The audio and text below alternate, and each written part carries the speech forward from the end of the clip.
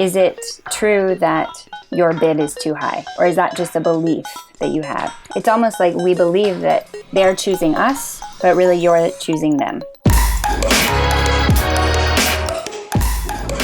A lot of people enter into the conversation with a prospective client already defeated, self-sabotaged, and perhaps you can shed some new light on this. So it's important to start paying attention to how you're talking to yourself about the client themselves and about you bringing in new business. Does that look like, am I telling myself that there's someone out there who can do this job better than I can do it? Am I telling myself, the time that I have won't be enough for this client, right? So it's starting to pay attention to the way that you're speaking to yourself that is making it easy for you to believe in your fear. So it's starting to pay attention to that language and starting to see if that's true. Is it true that your bid is too high, right? Or is that just a belief that you have? Do you just believe that you valued your work to a point where this client won't see the value, or does not see your value, right? And really it comes down to value here. How you value yourself, how you value your work, how you believe in what it is that you are doing, and knowing that you are actually the prize, right? It's almost like we believe that they're choosing us, but really you're choosing them. I want to jump off of something you just said about this belief. So we're having this internal dialogue about our value, that we need them so much, but maybe they need you just as much, or maybe a little bit more. And that the prize isn't their money, the prize is the gift that you have to share.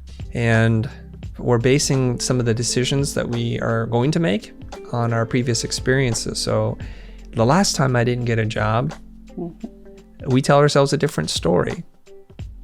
We tell ourselves that, who are we to ask for that much money? And we should be grateful that they're even talking to us. And so we're telling ourselves all these kinds of stories. So I think maybe part of that Buddhist philosophy is to have an honest conversation with yourself and to be clear about what's going on. And when you say it seems so clear.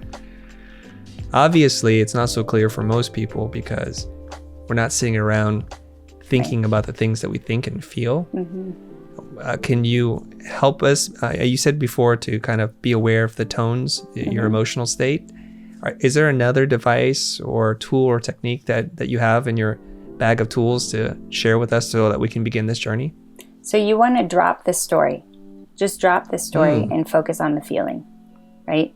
So the story being all of what we were just talking about, those beliefs of, I need them. This happened to me in the past where, I put something out there and it wasn't well received. And so I'm feeling this again, right? That's the story.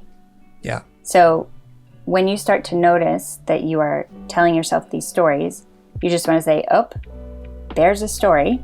The story is trying to pull me away from that which I really want, the feeling that I want to be in.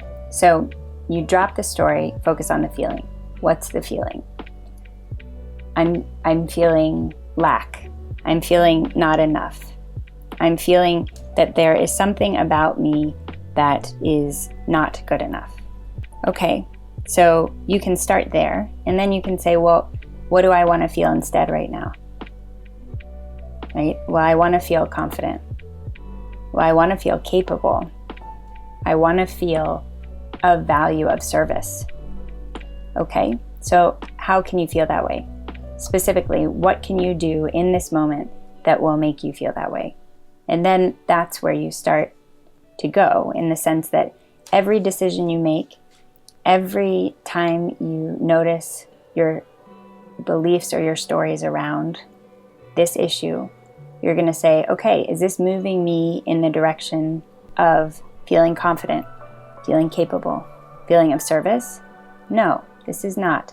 So I'm going to say, I see you. Thank you so much for sharing, because at some point you've really helped me and I've needed you, right?